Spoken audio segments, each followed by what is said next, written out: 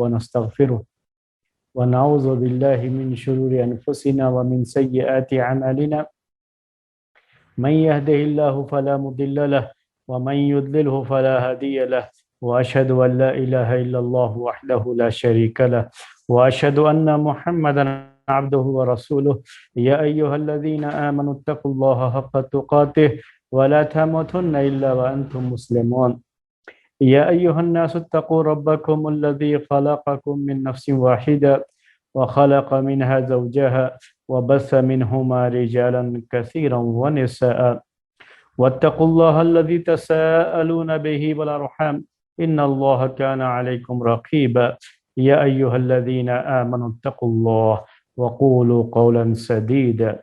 يصلح لكم أعمالكم ويغفر لكم ذنوبكم ومن يطع الله ورسوله فقد فاز فوزا عظيما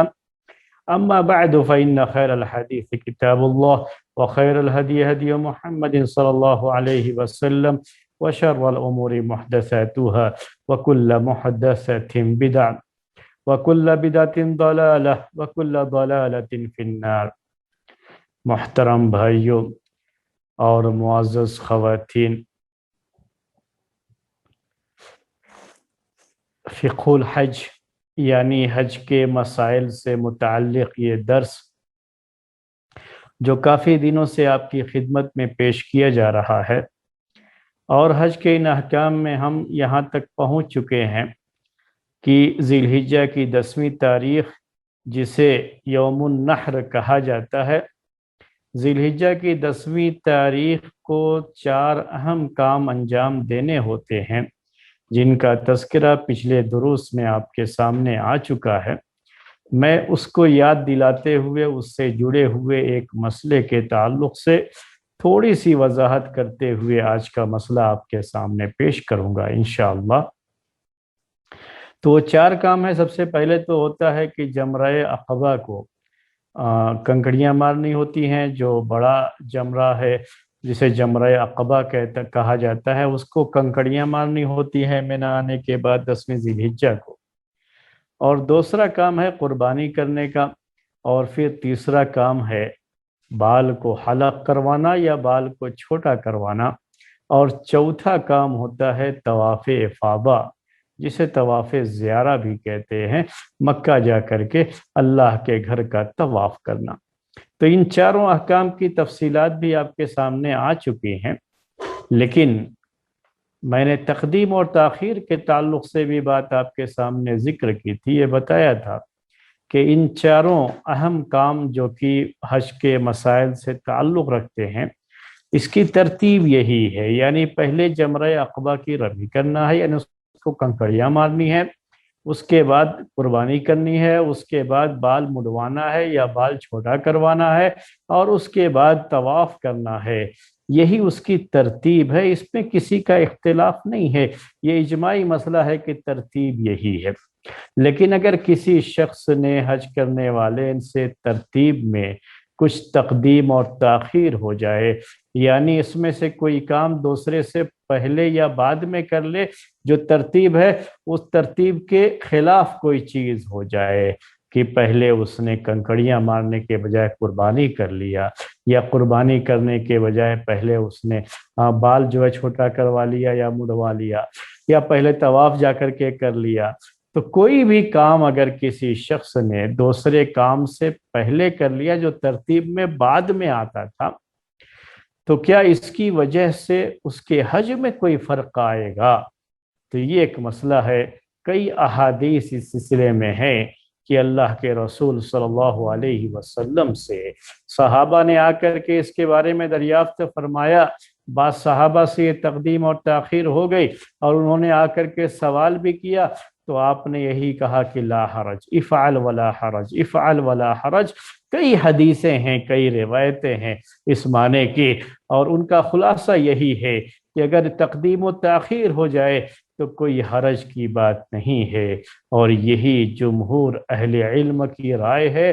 یعنی اہل علم میں سے میجارٹی جو ہے لوگوں کی، اسکالر اس میں سے میجارٹی لوگوں کی یہی ہے کہ وہ اسی بات کے قائل ہیں کہ تقدیم اور تاخیر ہو جائے تو کوئی حرج نہیں، حج پر کوئی فرق نہیں پڑے گا، اور اسی طریقے سے اس پر کوئی فدیہ یا دم دینا لازم نہیں آئے گا۔ لیکن ایک دوسری رائے، میں نے پہلے اس کی طرف اشارہ کیا تھا آپ کے سامنے، کہ ایک دوسری رائے یہ ہے کہ یہ واجب ہے ترتیب، اگر کسی نے ترتیب کے خلاف کیا تو ترتیب کے خلاف کرنے کی صورت میں حج تو ہو جائے گا، لیکن یعنی اسے کوئی گناہ تو نہیں ہوگا، حج تو ہو جائے گا، لیکن اس کے اوپر فدیہ یا کہیے دم دینا لازم آئے گا، دم دینا لازم آئے گا۔ کوئی بات نہیں ہے، ترتیب میں فرق ہو گیا تو کوئی مسئلہ نہیں، حج تو ہو جائے گا لیکن دم دینا ہوگا، فدیہ دینا ہوگا۔ امام طحاوی رحمۃ اللہ علیہ نے اس کے بارے میں ذکر فرمایا کہ اگر کسی شخص نے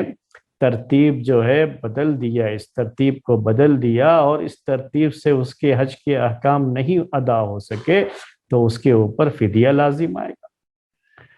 تو احناف کے یہاں یہ مشہور رائے ہے کہ اس کو دم دینا پڑے گا، فدیہ لازم آئے گا، تو ان کے یہاں بڑی مشہور رائے یہ ہے، اور وہ اس بارے میں یہ بات ذکر کرتے ہیں، ان کی طرف سے یہ باتیں جو ہے ذکر کی گئی ہیں، بعض جو ہے علماء کی طرف سے، بعض جو ہے ائمہ کی طرف سے، کہ اس میں جو حدیثوں میں کہا گیا ہے لا حرج لا حرج، یعنی اس دن جب کسی بھی شخص نے آ کر کے سوال کیا آپ سے اس تقدیم اور تاخیر کے تعلق سے تو آپ نے کہا لا حرج، کوئی حرج کی بات نہیں، تو وہ کہتے ہیں کہ یہ حرج اصل میں رفع الاسم کے لیے ہے، یعنی اسے کوئی گناہ نہیں ہوگا، اس کا معنی ہے یہ، لیکن اس کا مطلب یہ نہیں ہے کہ اس کے اوپر دم لازم نہیں آئے گا یا اس کے اوپر جو ہے فدیہ لازم نہیں آئے گا، یہ اس کا مطلب نہیں ہے۔ یہ ان کی طرف سے ان حدیثوں کا جواب دیا جاتا ہے۔ اسی طریقے سے حنابلہ کے یہاں بھی ایک رائے ہے، اور وہ رائے یہ ہے کہ وہ لوگ بھی اس بات کے قائل ہیں، یعنی ان میں سے بعض لوگ جو ہے، کیونکہ ایک روایت ہے یہ حنابلہ کے یہاں،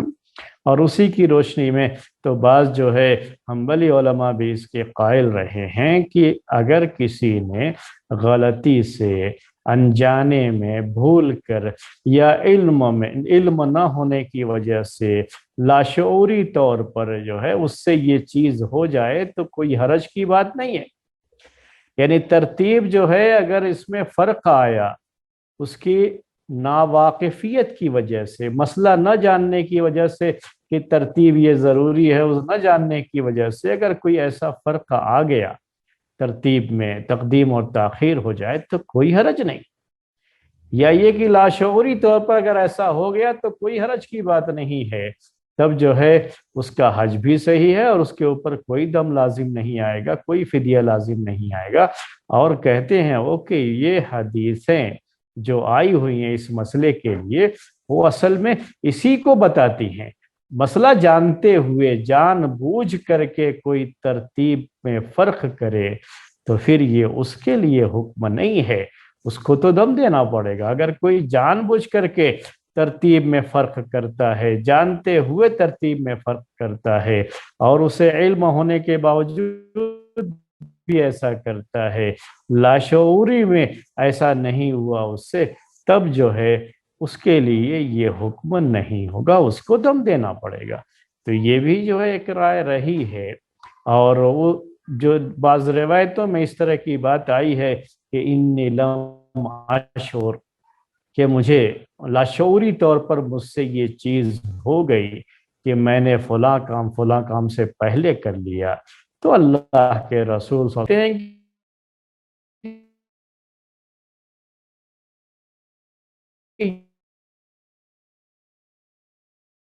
یہ جو ہے تقدیم اور تاخیر یا تو لا علمی کی وجہ سے ہو جائے یا لاشعوری طور پر ان سے یہ چیز ہو جائے، جان بوجھ کر کے ان سے یہ چیز نہ ہوئی ہو، تب کوئی بات نہیں، کوئی حرج نہیں، دینا پڑے گا اس کے اوپر۔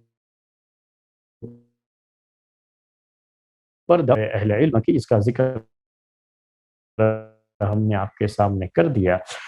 احادیث روایتیں کئی ایک میں نے آپ سے کہا، اور کئی صحابہ سے اس دن ایسا ہو گیا تھا، انہوں نے آ کر کے پیارے نبی صلی اللہ علیہ وسلم سے اس طرح کے سوالات کیے، اور آپ نے ہر سوال کے جواب میں یہی کہا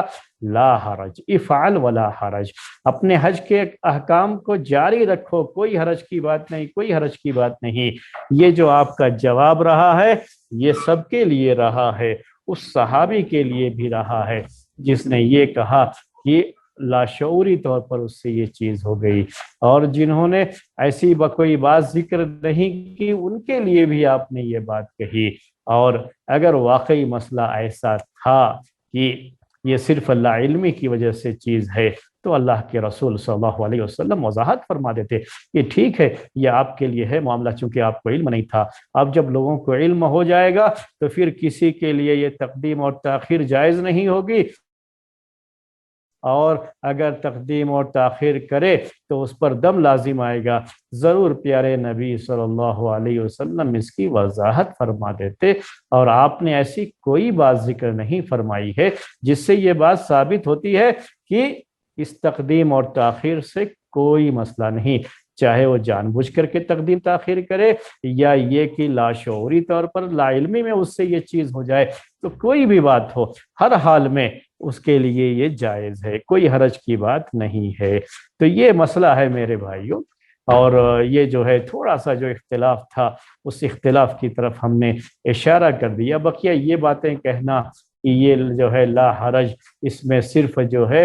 گناہ کی نفی ہے، گناہ نہیں ہوگا، اور فدیہ اور دم دینا یہ کوئی جو ہے اس سے اس کی نفی لازم نہیں آتی، یہ خواہ مخواہ کی باتیں ہیں۔ کیوں ہم کہہ رہے ہیں خواہ مخواہ کی باتیں ہیں؟ کیونکہ جب آپ نے کہا کوئی حرج نہیں تو یہ حرج نہیں صرف گناہی کے تعلق سے نہیں ہے، مطلب یہ ہے کہ حج کے ان احکام کے تعلق سے ایسا ہو گیا ہے تو اس میں کوئی حرج کا معاملہ نہیں ہے۔ یہ میرے بھائیوں اور بہنوں جو ہے یہ اس مسئلے کے تعلق سے تھوڑی سی وضاحت تھی کہ لا حرج یہ حکم بتاتا ہے، یہ جو ہے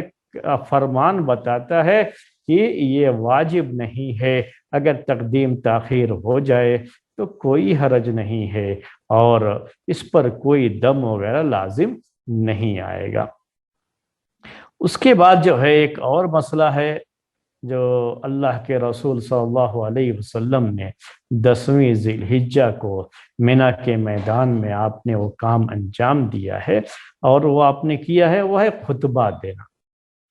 آپ نے خطبہ بھی دیا منی میں اور صحابہ کرام کو حج کے احکام بتائے، تو اس طریقے سے قربانی کے اس دن خطبہ دینا بھی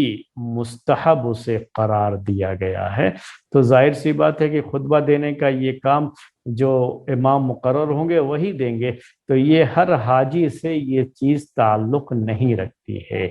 پیارے نبی صلی اللہ علیہ وسلم نے کیا ہے۔ تو حج کے یہ احکام سیکھنے میں ہم نے اللہ کے رسول صلی اللہ علیہ وسلم کے حج کی جو آپ نے حج کیا وہی ایک ہی حج کیا آپ نے، حجۃ الوداع، اسلام کے بعد آپ نے وہی ایک حج کیا ہے حجۃ الوداع جسے کہا جاتا ہے۔ تو اس میں آپ نے کیا کیا کیا وہ پوری تفصیلات جاننا بھی ہمارے لیے ضروری ہے، اگرچہ کہ ہر آدمی کو خطبہ نہیں دینا ہے، لیکن پیارے نبی صلی اللہ علیہ وسلم نے خطبہ دیا تو خطبے میں آپ نے کیا کہا اور کیا جو ہے اس میں اہم باتیں رہی، یہ چیزیں بہرحال جاننا چاہیے، ہم کو معلوم ہونا چاہیے ہم کو یہ۔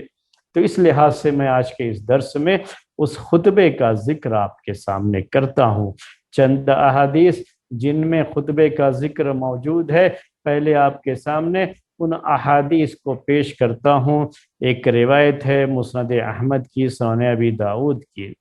اور یہ حدیث روایت کرتے ہیں ہرماس بن زیاد،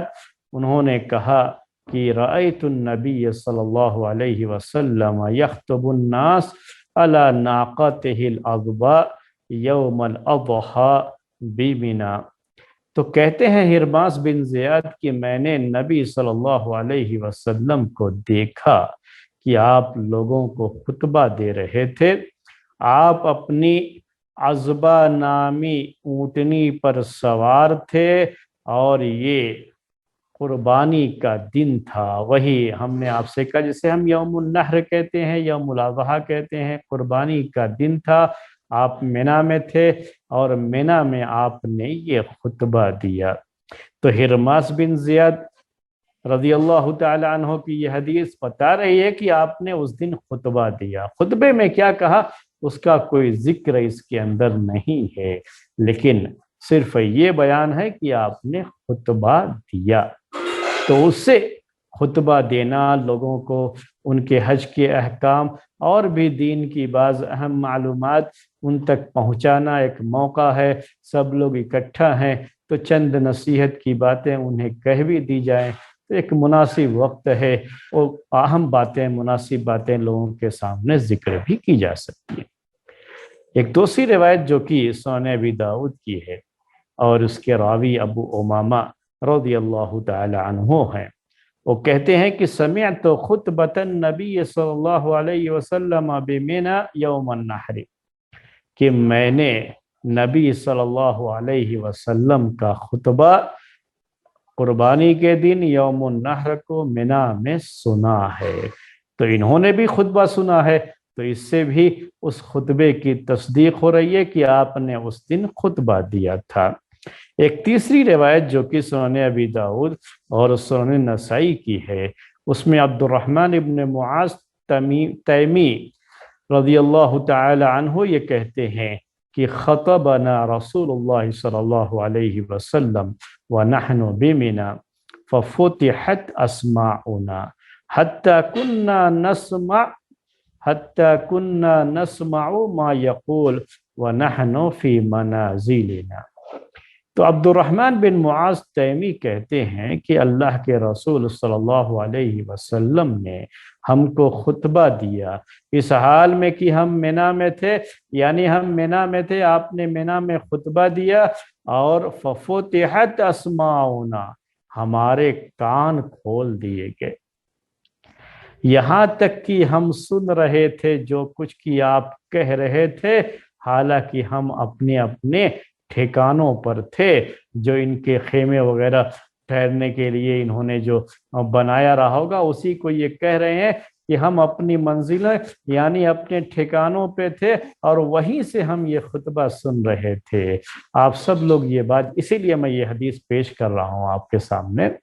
کہ آپ کو یہ سب چیزوں کا علم ہونا ہے، اسی لیے پیش کر رہا ہوں۔ حالانکہ ہر جو ہے حاجی یا ہر عمرہ کے لیے جانے والے شخص کا جو ہے معاملہ یہ نہیں ہوتا کہ اس کو یہ سب چیزیں جو ہے کرنی ہیں، جو بھی حج کے لیے گیا اس کو خطبہ بھی دینا، ایسا کچھ نہیں ہے۔ خطبے کے لیے جو متعین لوگ ہوتے ہیں وہی خطبہ دیتے ہیں، وہی لوگ خطبہ دیں گے، لیکن اس وقت آپ نے جو خطبہ دیا تو اس کی خاص باتیں کیا تھیں، یہ علم ہمیں ہونا چاہیے۔ تو اس حدیث کے اندر ایک خاص بات یہ ہے کہ عبد الرحمن ابن معاذ تیمی کہتے ہیں کہ ہمارے کان کھول دیے گئے تھے، کہ ہم سن رہے تھے، ہم اپنے اپنے پڑاؤ میں تھے اور وہیں سے ہم سن رہے تھے کہ اللہ کے رسول صلی اللہ علیہ وسلم کیا بیان کر رہے ہیں، آپ کا پورا بیان ہم وہاں سے سن رہے تھے۔ تو یہ نوٹ کیجئے گا میرے بھائیوں اور بہنوں، ہمارے پیارے نبی صلی اللہ علیہ وسلم کا خطبہ اور صحابہ کرام کی بڑی تعداد تھی، آپ جانتے ہیں اس کو۔ حجۃ الوداع کے موقع پر صحابہ کی بڑی تعداد تھی، چھوٹی موٹی تعداد نہیں تھی، اور اتنی بڑی تعداد کو اگر کوئی خطبہ دے اور لاؤڈ اسپیکر کا انتظام نہ ہو تو وہاں تک آواز پہنچنا یہ ایک دشوار مرحلہ ہے۔ اب آج کل جو ہے چلو ہوتے ہیں یہ جو ہے لاؤڈ اسپیکر تو آوازیں پہنچتی ہیں، لیکن اب اس زمانے میں تو یہ تھا نہیں۔ تو آج کل کے جو یہ لاؤڈ اسپیکرز ہیں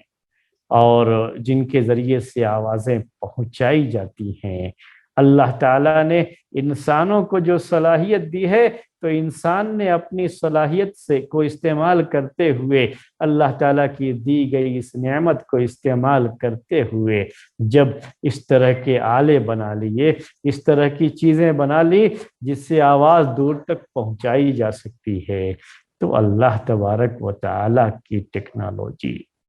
جس نے یہ صلاحیت انسانوں کو دی، اس کا علم، اس کی قدرت وہ تو بے مثال ہے۔ تو اس نے اپنے رسول کی، اپنے حبیب کی بات کو صحابہ تک پہنچانے کا انتظام کر دیا۔ وہ انتظام کیا ہوا؟ انتظام یہ بھی ہو سکتا ہے کہ جو آواز نکل رہی تھی پیارے نبی صلی اللہ علیہ وسلم کی زبان سے،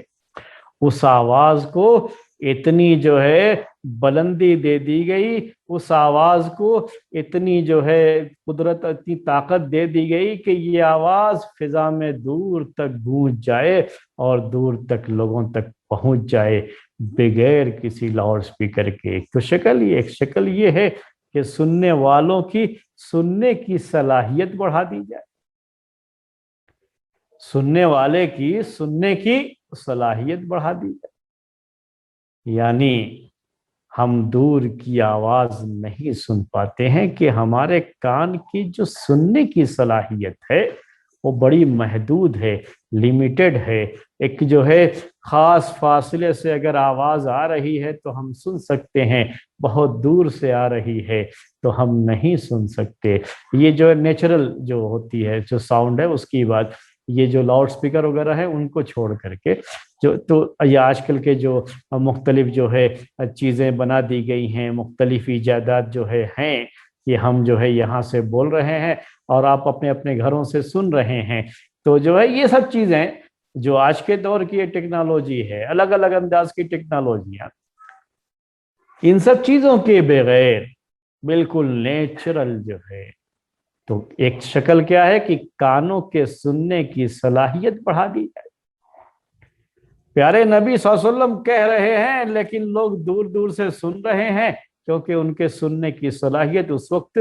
اللہ تبارک و تعالی نے بڑھا دی۔ یہاں راوی عبد الرحمن بن معاذ تیمی کہتے ہیں کہ ففتحت اسماعنا، ہمارے کان کھول دیے گئے۔ ایسا نہیں کہ پہلے سے کان بند تھے اور اس وقت کھول دیے گئے، نہیں،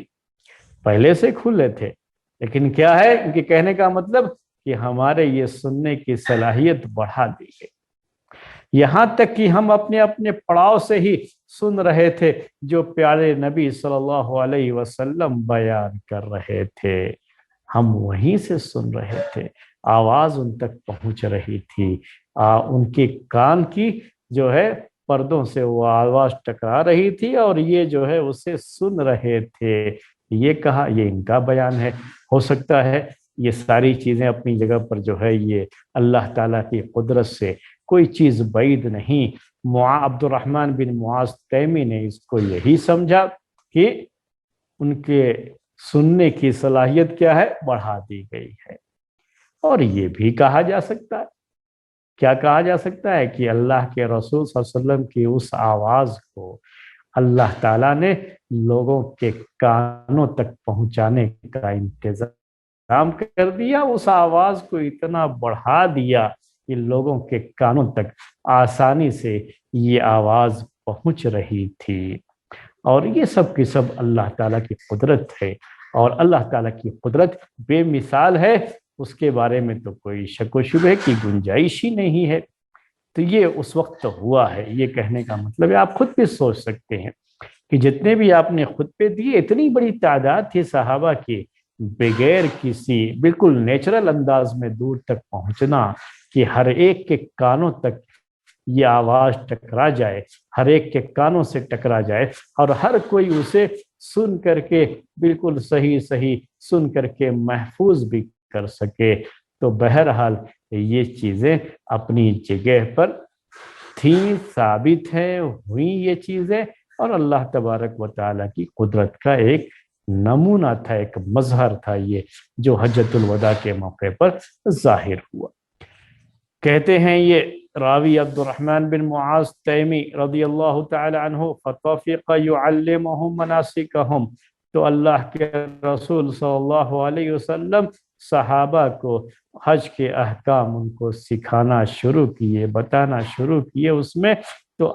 اس خطبے میں آپ نے کیا کہا اس کا تھوڑا سا یہاں یہ ہے کہ حج کے احکام آگے کیا کرنا ہے، آپ کو کیسے کرنا ہے، وہ سب جو ہے احکام انہیں بتائے، سکھائے، حتی بلغ الجمارہ، یہاں تک کہ جمرات تک پہنچے۔ جو جہاں پہ جو ہے جمرات کو کنکڑیاں ماری جاتی ہیں، کہا کہ وہاں تک پہنچے اور جو ہے آپ نے اپنے دونوں جو ہے سبابہ کہتے ہیں اس انگلی کو، ہم لوگ شہادت کی انگلی کہہ لیتے ہیں، عربی میں اس کو جو ہے سبابہ بھی کہا جاتا ہے۔ تو شاید جاہلیت سے یہ نام چلا آیا ہوگا کہ جاہلیت میں گالی دینے کے ٹائم میں لوگ اس انگلی کا استعمال کرتے رہے ہیں، تو اس لحاظ سے اس کو سبابہ بھی جو ہے کہا جاتا تھا۔ تو اس روایت میں یہ ہے کہ آپ نے اپنے دونوں سبابے کو رکھا، کہاں رکھا اس کا کچھ بیان نہیں ہے۔ تو بعض جو ہے حدیث کی شرح لکھنے والوں نے اس کے بارے میں یہ لکھا کہ دونوں کان میں رکھا، یہ دونوں جو ہے انگلی جو ہے، اور اس کا مقصد یہ تھا کہ تاکہ آپ زور سے آواز کے ساتھ اپنی بات پیش کریں۔ جب کوئی بات بہت زور سے کہنی ہوتی ہے تو کان میں انگلیاں ڈال لی جاتی ہیں تاکہ کان اس سے متاثر نہ ہو اس آواز سے، تو اس کے لیے یہ کام کیا جاتا ہے۔ جیسے آپ مؤذن کو دیکھتے ہیں کہ وہ کان میں انگلیاں ڈال کر کے اذان دیتے ہیں، اس کا بھی مقصد یہی ہوتا ہے کہ جب زور سے آواز جو ہے نکال کر کے اذان دینی ہوتی ہے تو اس کی زور سے جب آپ کو آواز نکالنی ہے تو کانوں میں انگلیاں ڈال دینا، یہ اس کا ایک طریقہ ہے۔ تو بعض جو ہے شرح لکھنے والوں نے یہی بات ذکر کی ہے، جبکہ بعض لوگوں نے اس کو اس لحاظ سے لیا ہے کہ یہ آپ کے جو ہے کنکڑیاں مارنے کی جو ہے کیفیت ہے، اس کیفیت سے آپ نے کنکڑیاں ماری ہیں، اور جو ہے چنے کے دانے کے برابر اگر میں کہوں کہ جو ہے آپ نے جیسا کہ اس روایت میں ثم قال بحصل خضفی کہ چنے کے دانے کے برابر جو ہے کنکڑیاں لے کر کے گویا کہ وہ مار کر کے دکھایا۔ تو اب یہ جو ہے سبابہ پر رکھ کر کے مارا جو ہے، اب اس کی کیفیت کیا تھی مارنے کی جو ہے وہ اس کا ایک اندازہ اس سے ہوتا ہے۔ تو بعض شرح لکھنے والوں نے یہ بات بھی ذکر کی ہے۔ بات چاہے جو بھی ہو، تو اس حدیث سے ایک جو ہے یہ بات بھی جو ہے معلوم ہوتی ہے، اس روایت سے ایک بات جو ہے یہ بھی معلوم ہوتی ہے۔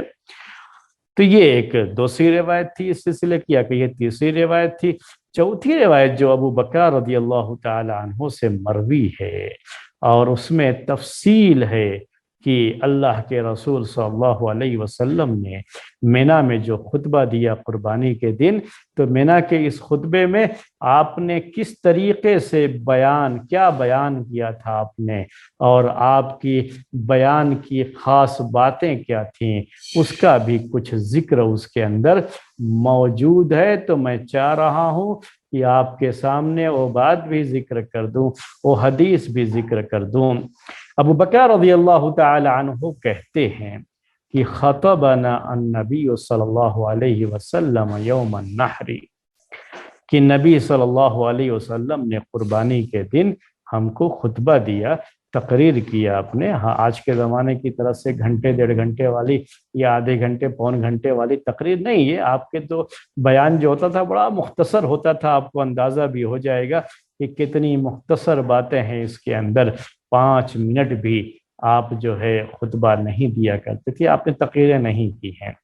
آج لوگوں کے پاس، ہمارے پاس اتنا فالتو وقت ہے کہ جو ہے تقریریں، درس تو آپ کا مسجد نبوی میں کبھی کبھی جو ہے کئی گھنٹے چلا ہے، لیکن تقریر کبھی بھی آپ نے جو ہے اتنی لمبی نہیں کی۔ کاش کہ آج کے زمانے کے مقررین پیارے نبی صلی اللہ علیہ وسلم کی اس سنت کو سمجھ سکتے، اور لوگوں کو جو ہے لوگوں کے وقت کی حفاظت اور اس کی اہمیت کو سمجھتے۔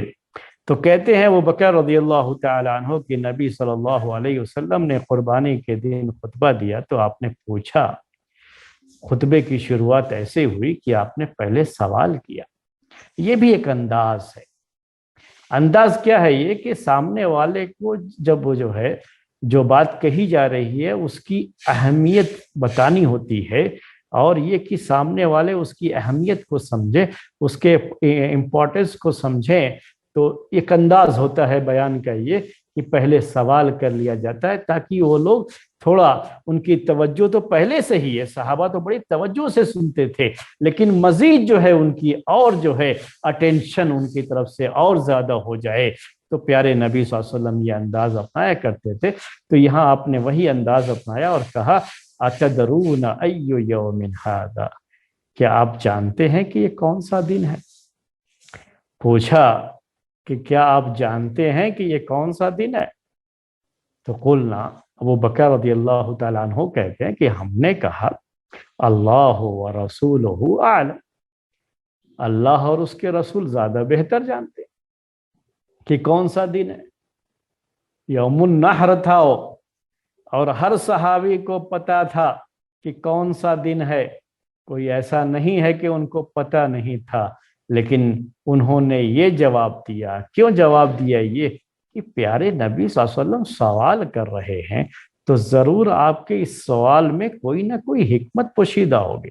تو یہ صحابی کہہ رہے ہیں کہ فَسَكَتَ حَتَّى ظَنَنَّا أَنَّهُ سَيُسَمِّيهِ بِغَيْرِ اسْمِهِ، آپ خاموش ہو گئے ہمارے اس جواب کے بعد، یہاں تک کہ ہم نے سمجھا کہ شاید آج اس دن کا کوئی اور نام رکھا جائے گا، یہ جو نام ہے یوم النحر، شاید آج اس نام میں تبدیلی کر دی جائے گی۔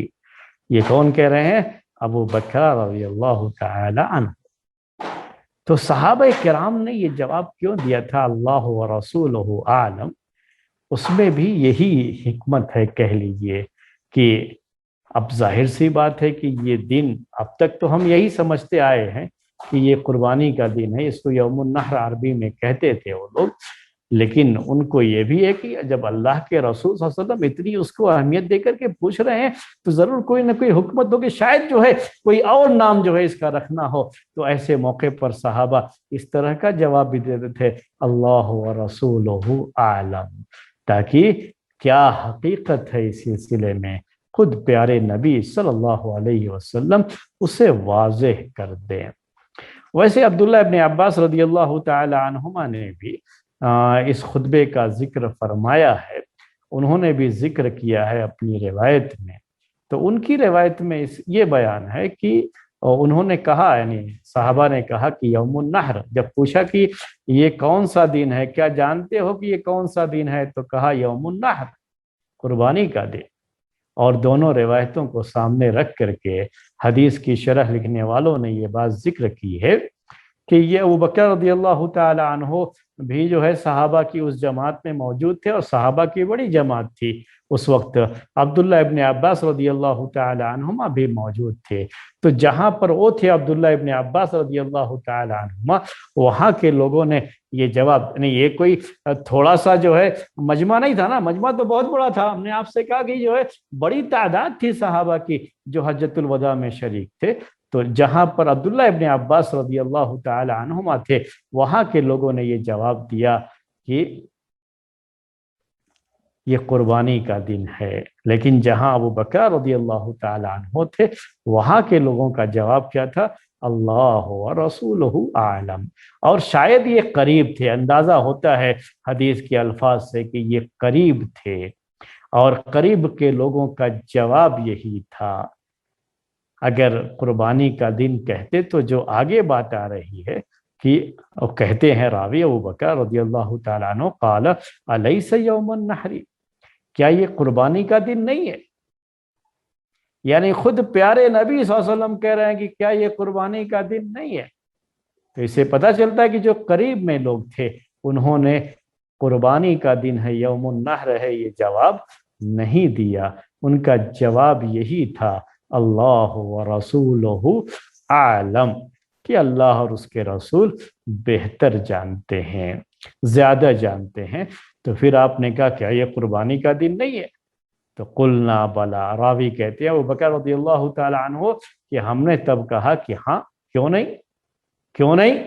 قربانی کا دن ہے یہ۔ قال ایو شہر ھذا، پھر آپ نے سوال کیا کہ یہ کون سا مہینہ ہے؟ ہر کوئی جانتا تھا کہ یہ ذی الحجہ کا مہینہ ہے، اور یہ حج تو ذی الحجہ کے مہینے میں ہی ہوتا ہے، لیکن جو جواب دیا وہاں قریب کے لوگوں نے، جہاں پہ ابو بکر رضی اللہ تعالی عنہ تھے، ان کا جو جواب تھا وہ جواب کیا تھا کہ اللہ و رسولہ عالم، اللہ اور اس کے رسول صلی اللہ علیہ وسلم زیادہ جانتے ہیں۔ پھر آپ خاموش ہو گئے، تھوڑی دیر آپ نے خاموشی اختیار کی۔ راوی کہتے ہیں ہم نے یہ سمجھا کہ شاید جو ہے آپ اس کو کوئی اور نام دے دیں گے، اس مہینے کو ذی الحجہ کے بجائے۔ تو آپ نے کہا الیس ذی الحجتی، کیا یہ مہینہ ذی الحجہ کا مہینہ نہیں ہے؟ کیا مہینہ یہ ذی الحجہ کا مہینہ نہیں ہے؟ قلنا بلا، ہم نے کہا کیوں نہیں، ذی الحجہ ہی کا مہینہ ہے، ہر ایک کو پتا تھا ذی الحجہ کا مہینہ ہے، لیکن ان کے جواب دینے کا یہ انداز، اور جس کی اپنی حکمت بھی ہے، جس کی طرف ہم نے اشارہ بھی کر دیا۔ پھر آپ نے پوچھا ایو بلد ھذا، یہ کون سا شہر ہے، یہ کون سا علاقہ ہے؟ یہ آپ نے سوال کر دیا۔ ہر کوئی جانتا ہے بھائی، مینا اور جو ہے مکہ، یہ جو ہے ایریا جو ہے ہر کوئی جانتا تھا۔ اس میں سے جس جگہ پہ آپ تھے وہ مینا کا ایریا تھا، اور جو شہر تھا وہاں وہ مکہ شہر تھا۔ تو آپ نے جو ہے پوچھا یہ کون سا شہر ہے؟ آپ کہتے ہیں کہ اللہ و رسولہ عالم، کہتے ہیں کہ ہم نے کہا کہ اللہ اور اس کے رسول زیادہ جانتے ہیں۔ پھر آپ خاموش ہو گئے، یہاں تک کہ ان کو گمان ہوا، ان صحابہ کو، کہ شاید کوئی اور نام آپ اس کا رکھ دیں۔ آپ قال الیست البلدہ، کہا کہ کیا یہ بلدہ نہیں ہے؟ یہ مکے کے ناموں میں سے ایک نام، بلدہ نہیں ہے؟ الیست البلدہ، کیا یہ بلدہ نہیں ہے؟ قلنا بلا، ہم نے کہا کیوں نہیں، یہ وہی ہے شہر۔ پھر اس کے بعد جو بات آپ کو کہنی تھی، اور جس کے لیے آپ نے یہ تمہید باندھی تھی، اور لوگوں کے اٹینشن کو، ان کی توجہ کو اپنی طرف کیا تھا، اور زیادہ توجہ ان کی آپ نے چاہی تھی، اس بات کی اہمیت کو بتانے کے لیے اب یہاں سے آپ کی وہ بات شروع ہوتی ہے۔ آپ کہتے ہیں، آپ کا ارشاد ہے، آپ نے کیا کہا کہ وَإِنَّ دِمَاءَكُمْ وَأَمْوَالَكُمْ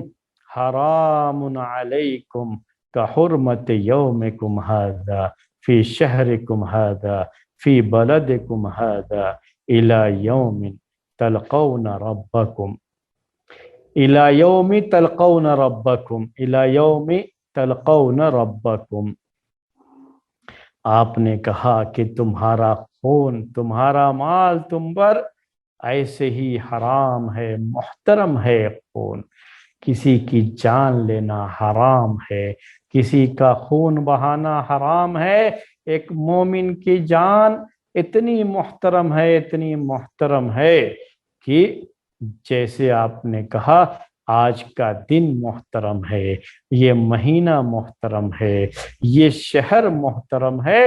اور یہ حرمت قیامت تک باقی رہے گی، قیامت تک یہ حرمت باقی رہے گی۔ ایک مومن کی جان، مال، تو یہ جان و مال، یہ عزت، اس کی حرمت کیسی ہے؟ ایسے ہی ہے جیسے مکہ شہر کی حرمت ہے، جیسے ذی الحجہ کے مہینے کی حرمت ہے، جیسے یوم النحر قربانی کے دن کی حرمت ہے۔ وہ سب کے سب محترم ہیں، اسلام میں ان کا بڑا احترام ہے۔ ایک مومن کی جان، ایک مومن کا مال، جس کا ذکر یہاں پر ہے، کہا کہ یہ اس سے بھی کہیں زیادہ، یعنی یہ بھی اسی طرح سے محترم ہیں۔ یہ آپ کا ارشاد۔ تو یہ اہم بات کہنی تھی۔ کسی بھی مومن کا، ویسے تو کسی بھی شخص کا مال، لیکن چونکہ مسلمانوں کا زیادہ تعلق انہی مسلمانوں سے ہوتا ہے، تو اس لیے اس کا خاص طریقے سے ذکر کیا گیا ہے کہ مال کسی بھی شخص کا لینا ناجائز طریقے سے، غلط طریقے سے، باطل طریقے سے، یہ بہت بڑا جرم ہے شریعت کے لحاظ سے، اور ہر مسلمان کو اس کو اپنی گرہ میں باندھ لینا چاہیے۔ بہت اہم نصیحت تھی جو آپ نے اس موقع پر کی تھی، اور کب تک کے لیے؟ یہ قیامت تک کے لیے۔ آج میرے بھائیوں کوئی بھی شخص دھوکہ دے کر کے کسی کا مال لے لیتا ہے، دھوکہ دے کر کے زیادہ مال لے لیتا ہے، ظاہر سی بات ہے کہ وہ آدمی دھوکہ جس کو دیا گیا ہے وہ خوشی سے تو وہ مال نہیں دیتا۔ یہ سب باطل طریقے سے رشوت لے لینا کسی سے کتنا بڑا جرم ہے، کسی کا مال اس کی اجازت کے بغیر اٹھا لینا کتنا بڑا جرم ہے یہ۔ تو آپ سوچ سکتے ہیں کہ چوری اور ڈکیتی اس کا کیا جو ہے انجام ہوگا، کتنا بڑا جرم ہوگا۔ کسی بھی شخص کا خون بہانا بہت بڑا جرم ہے اسلامی شریعت میں، لوگوں کا اتنا احترام ہے، اگر اس کا خیال رکھا جائے تو ہر طرف امن و شانتی رہے گی۔ پوری دنیا میں پریشانی لوگوں کو کس کی ہوتی ہے کہ لوگوں کا خون پانی سے بھی زیادہ سستا ہو گیا،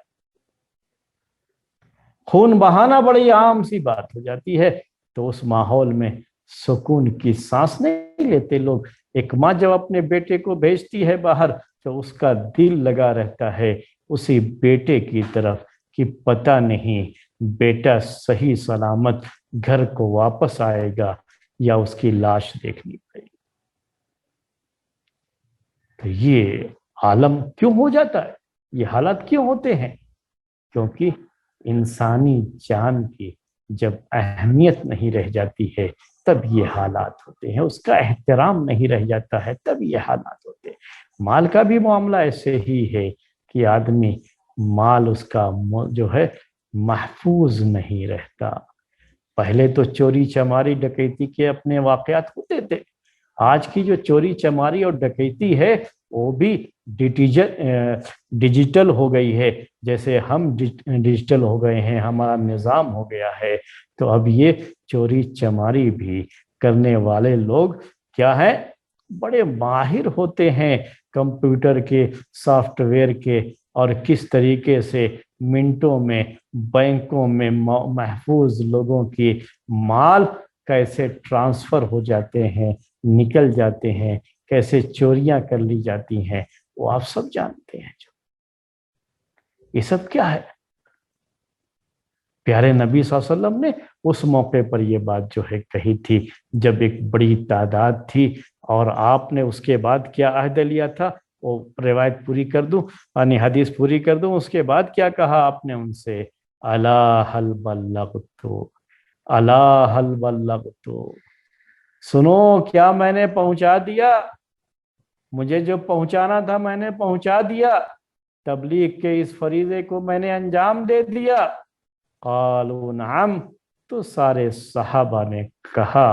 جو حجۃ الوداع کے اس موقع پر موجود تھے، سب نے کہا کہ ہاں آپ نے پہنچا دیا۔ قربان جائیے پیارے نبی صلی اللہ علیہ وسلم کے اس بیان پر، اس تبلیغ پر، آپ نے تو پہنچا دیا، لوگوں تک تو یہ بات پہنچ گئی، لیکن افسوس تو یہ ہے کہ جنہیں عمل کرنا تھا وہ عمل نہیں کر رہے ہیں۔ کاش لوگ اس پر عمل کرتے تو اتنے مسلم کنٹریز اور مسلمانوں کا اتنا خون جو ہے اتنا سستا اور اتنی آسانی سے نہیں بہایا جاتا۔ میرے بھائی مسلم کنٹریز میں آپ دیکھ لیجئے کتنی آسانی سے لوگ اپنے مسلمان بھائیوں کا خون بہاتے جا رہے ہیں۔ اس موقع پر پیارے نبی صلی اللہ علیہ وسلم نے تو پہنچا دی، صحابہ نے کہا آپ نے تو پہنچا دیا، پھر آپ نے کیا کہا، اللہم اشہد، اے اللہ تو گواہ رہنا، فلیبلغ الشاہد الغائب، آپ نے یہ بھی کہہ دیا کہ جن تک یہ بات پہنچی ہے جو یہاں موجود ہیں، یہ ان تک بات کو پہنچا دیں جو یہاں موجود نہیں ہے، اور یہ سلسلہ نسل در نسل چلتا رہا۔ یعنی جو لوگ اس زمانے میں تھے صحابہ، انہوں نے تابعین کو پہنچایا، تابعین نے اتباع تابعین کو، ایسے ہی پہنچتے پہنچتے یہ سلسلہ ہم تک بھی پہنچا ہے، قیامت تک بھی لوگوں کو پہنچتا رہے گا۔ یہ پیارے نبی صلی اللہ علیہ وسلم کی ہدایت تھی، اور اس ہدایت پر عمل کرتے ہوئے پہنچانے کا یہ سلسلہ تو میرے بھائیوں اور بہنوں ادا ہوتا رہا۔ لیکن عمل کا سلسلہ باقی نہیں رہا۔ اور جیسا کہ آج کے اس دور میں بھی آپ دیکھ رہے ہیں کہ کس طریقے سے خود مسلم کنٹریز میں اپنے مسلمان بھائیوں کے ہاتھوں مسلمانوں کا خون کس طریقے سے بہایا جا رہا ہے، اور ان کے جان اور مال کتنے غیر محفوظ ہیں اس کے بارے میں آپ جانتے ہیں۔ پھر آپ نے کیا کہا، فَرُبَّ مُبَلَّغٍ أَوْ عَامٍ سَامِعٍ، کہ بہت سے لوگ جن تک بات پہنچائی جائے گی وہ سننے والے سے بھی کہیں زیادہ بات کو سمجھنے والے ہو سکتے ہیں۔ تو باتوں کو پہنچا دیا جائے، وہ لوگ ان تک بات پہنچے، وہ سمجھیں اور اس پر عمل کریں، یہی مقصد تھا اس تبلیغ کا۔ اس کے بعد آپ نے کہا فَلَا تَرْجِعُوا بَعْدِي كُفَّارًا يَضْرِبُ بَعْضُكُمْ رِقَابَ بَعْضٍ، کہ میرے بعد تم لوگ ایسے ناشکرے مت بن جانا، کافروں کا عمل کرنا شروع نہ کر دینا کہ تم میں سے بعض کی گردنیں مارنا شروع کر دے، یعنی مسلمان خود اپنے مسلمان بھائیوں کے خون کا پیاسا ہو جائے اور ان کی گردنیں مارنا شروع کر دے۔ تم ایسا مت کرنا، یہ کہا تھا، یہ نصیحت تھی پیارے نبی صلی اللہ علیہ وسلم کی۔ حجۃ الوداع میں میرے بھائیوں اور بہنوں یہ بیان تھا، کاش امت اس بیان کو اہمیت دیتے ہوئے اس پر عمل کرتی تو فتنے اور فساد اور مسلم کنٹریز میں جو ہر طرف جو ہے قتل و غارت گری اور لوٹ مار کا بازار گرم ہے، اس پر قدغن لگائی جا سکتی تھی اور اس کو روکا جا سکتا تھا۔ کاش ہمارے بھائی بہنوں کو اس حدیث کی سمجھ آ جاتی۔ یہ بڑا اہم خطبہ تھا، تو میں نے آج کے اس درس میں آپ کے سامنے اللہ کے رسول صلی اللہ علیہ وسلم نے جو یوم النحر کو منی میں جو خطبہ دیا تھا، آپ نے اس قربانی کے دن آپ نے جو خطبہ دیا تھا، جو خطبہ دینا مستحب ہے، اس کا ذکر فرمایا۔ ان خطبوں کے تعلق سے چند باتیں آپ کے سامنے ذکر کی، اور وقت ہو گیا ہے تو آج کا درس اسی پر ختم کرتے ہیں۔ سبحانک اللہم و بحمدک، اشہد ان لا الہ الا انت، استغفرک و اتوب الیک۔